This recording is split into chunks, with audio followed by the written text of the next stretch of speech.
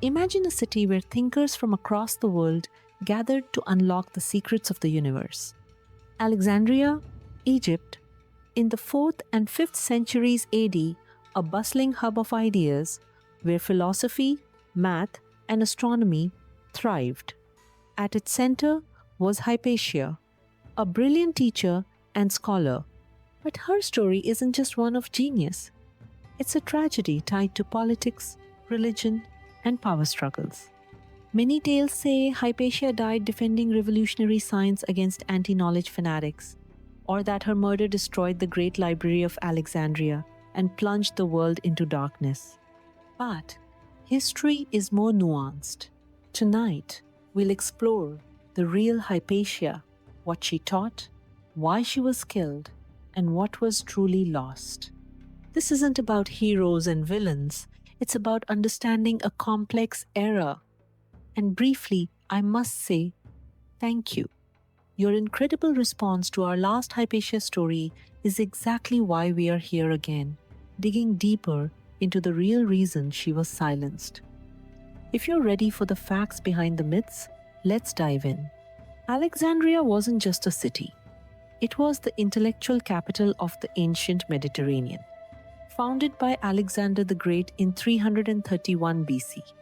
By the 4th century AD, it was part of the Eastern Roman Empire, a melting pot of Greeks, Egyptians, Jews, and Christians. Tensions simmered between old pagan traditions and the rising power of Christianity, which became the official religion under Emperor Theodosius I in 380 AD. Hypatia lived in this changing world. Born 370 AD, she was the daughter of Theon, a mathematician at the museum, a research center attached to the famous Library of Alexandria. Hypatia became a leading Neoplatonist philosopher, teaching math, astronomy, and philosophy to students from all backgrounds, including Christians.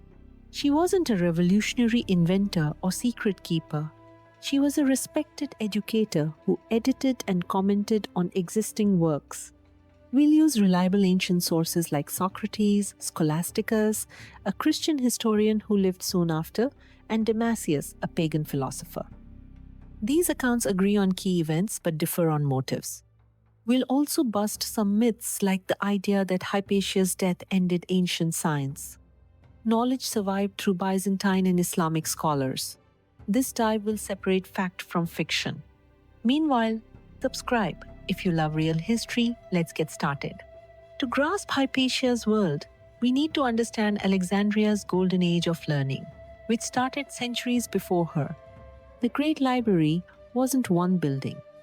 It was a network, with the main collection in the Royal Palace district and a daughter library in the Serapeum Temple.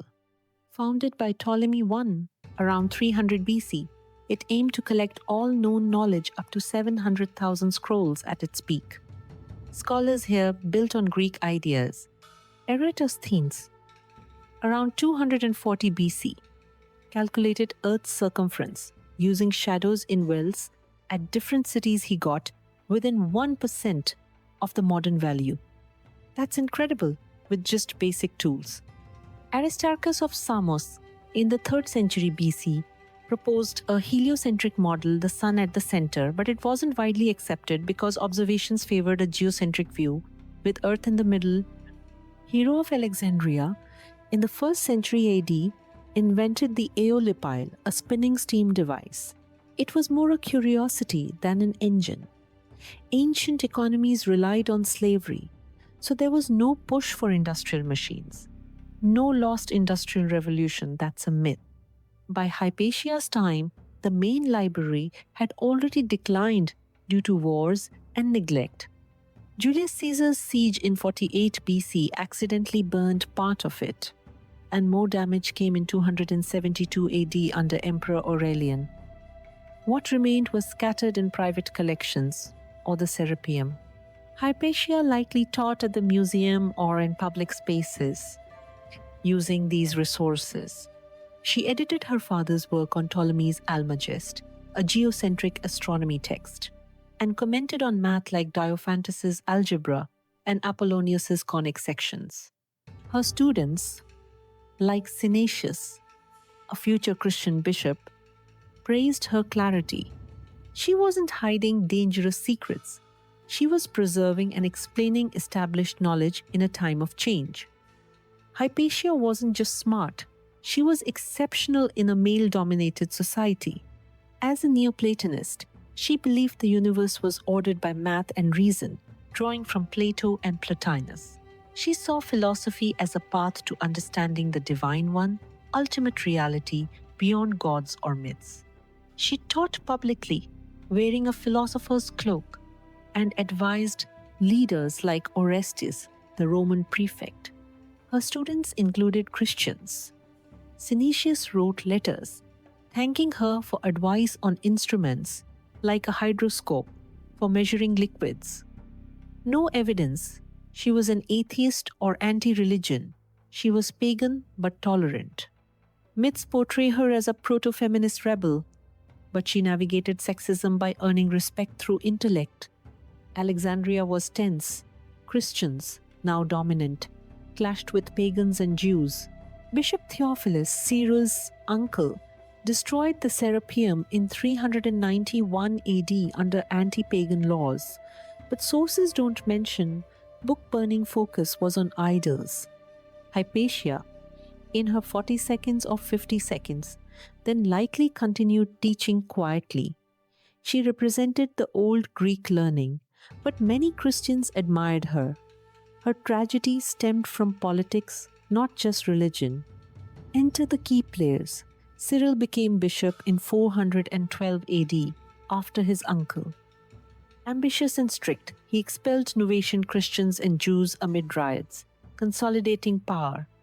Orestes, the secular Roman prefect, enforced laws but clashed with Cyril over authority, who controlled Alexandria. Hypatia advised Orestes, a Christian but tolerant of pagans. Rumors spread. Cyril's supporters whispered she used black magic, really her math and astronomy to block reconciliation between Cyril and Orestes.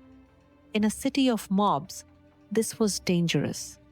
Parabalani monks, Cyril's aides, originally charity workers, fueled unrest. Was Cyril directly involved? Ancient sources differ. Socrates, Scholasticus blames the murder on mob zeal, but says it brought disgrace to Cyril, implying indirect responsibility through inflammatory rhetoric. Damascius, a pagan, accuses Cyril of envy. No proof. Cyril ordered it, he wasn't there, but he likely benefited, as it weakened Orestes. This was political violence in a divided city, not a simple science versus religion war. March 415 AD, during Lent. Hypatia, about 45 years old, rode home in her carriage. A mob led by Peter the Reader, a lay Christian, intercepted her. They dragged her to the Caesareum church, stripped her, and killed her with ostraka sharp tiles or shells. They tore her body apart and burned the remains at Cinaron. Horrific, yes, but ritualistic? More like mob frenzy. Socrates calls it unworthy of Christians, noting political jealousy. No link to the library, it was long gone. Hypatia wasn't the last scholar. Learning continued. Her death shocked the empire. Emperor Theodosius II investigated, but Cyril faced no punishment. It highlighted extremism, but Christianity preserved much ancient knowledge. Monks copied texts. Hypatia's story warns of how politics and fanaticism can destroy lives. She wasn't a science martyr, her murder was political. In a turbulent time, we lost a great mind, but not centuries of progress knowledge spread to Baghdad and Constantinople. Myths romanticize her, but the real Hypatia inspires as a dedicated teacher. What do you think? Does her story echo today's divides? Comment below.